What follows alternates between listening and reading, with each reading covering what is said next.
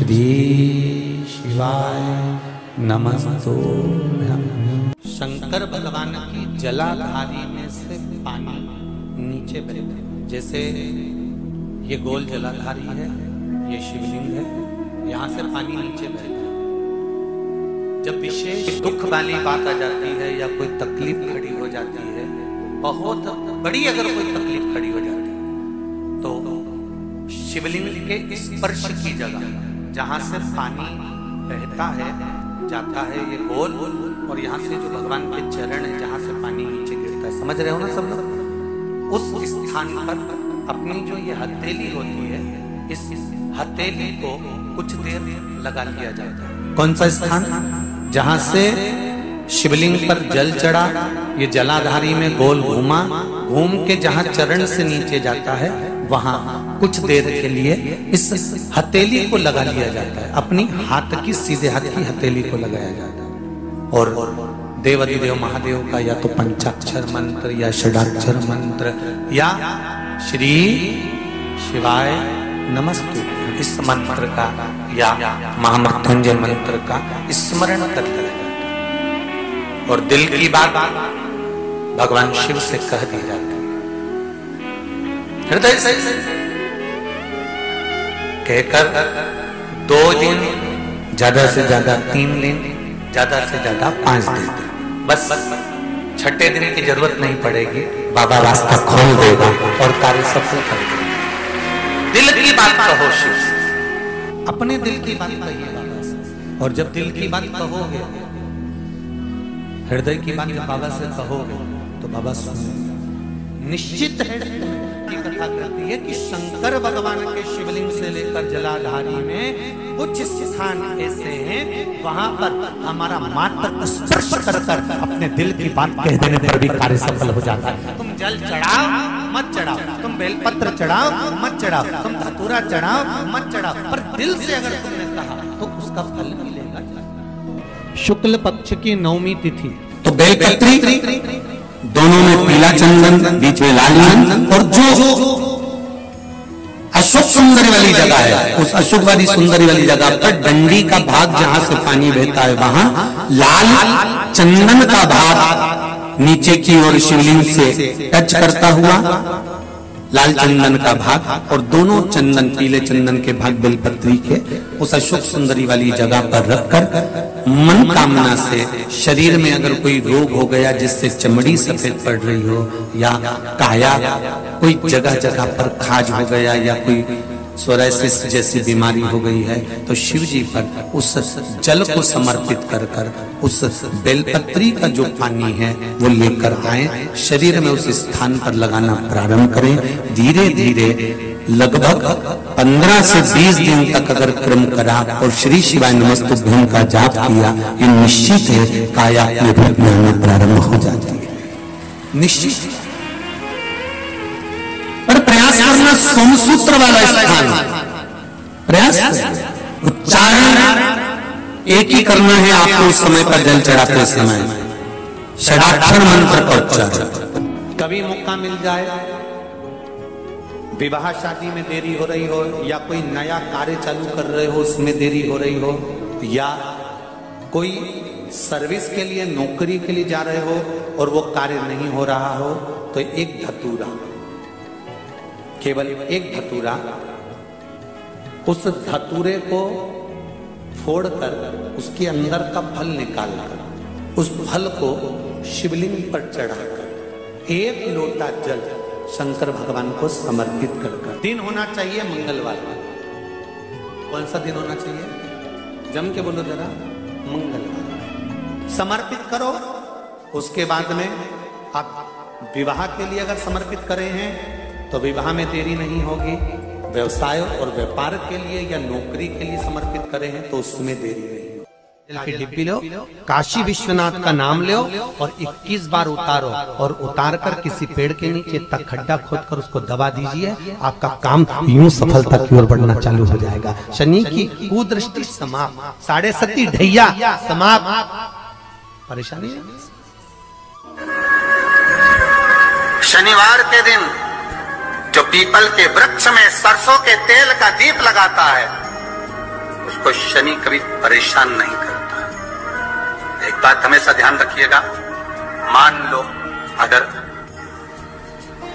कोई भारी रोग ऐसा शनि महाराज के कारण हो गया हो, अच्छे काम करते करते उल्टे हो रहे हैं, होते हैं किसी किसी के साथ में, विपरीत परिस्थितियां आ जाती है, अच्छा करने जाओ बुरा हो जाता है, अच्छा कर्म करने जाओ बुरा हो जाता है। तो पीपल के वृक्ष की जो छाल होती है, छाल देखिए, पीपल के वृक्ष में जो छाल लगी होती है, उस छाल को घिसकर चंदन बनाकर भगवान शंकर का स्नान कराकर, अभिषेक कराकर, पूजन कराने के बाद में पिपलेश्वर महादेव का नाम लेकर, कौन से महादेव?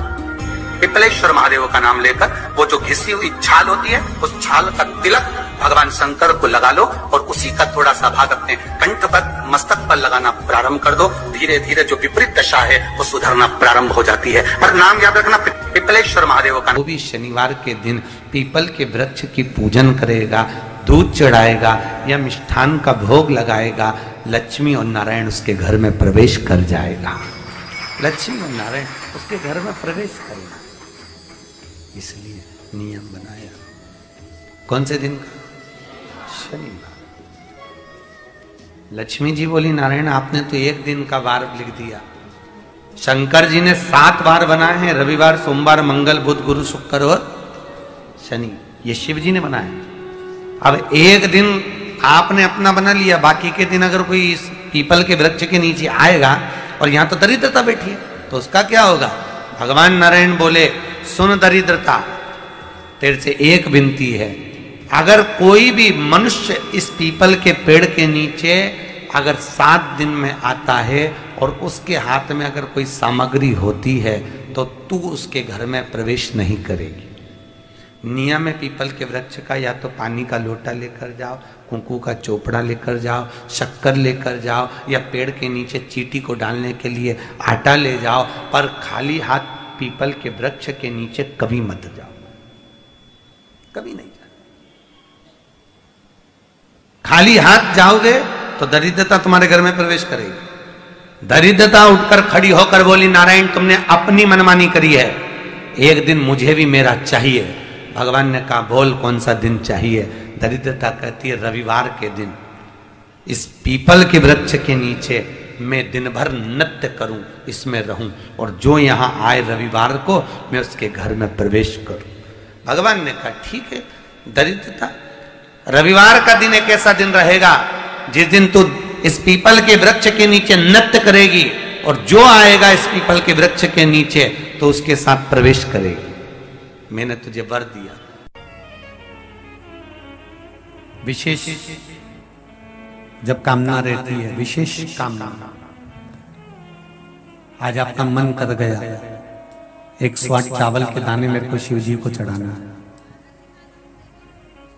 108 चावल के दाने मुझे शंकर भगवान को चढ़ाना। विशेष आज आपके मन में कोई मनोरथ बड़ा है, कोई कामना बड़ी है, और बाबा से आपने विनती करी कि मेरा ये कार्य अटक रहा है, आप पूरा करोगे, मुझे विश्वास है। 108 चावल के दाने चढ़ाना है। आपने चंदन लगाया, हाथ की हथेली पर 108 चावल के दाने जो घर से गिनकर लेकर गए हो उसको हथेली में रखा। एक एक चावल का दाना नहीं चढ़ाया, हथेली में रखकर जो विशेष कामना, जैसे किसी कर्मकांडी ब्राह्मण से पूछा जाए, पूजन होने के बाद में विशेष अर्घ दिया जाता है, विशेष अर्घ।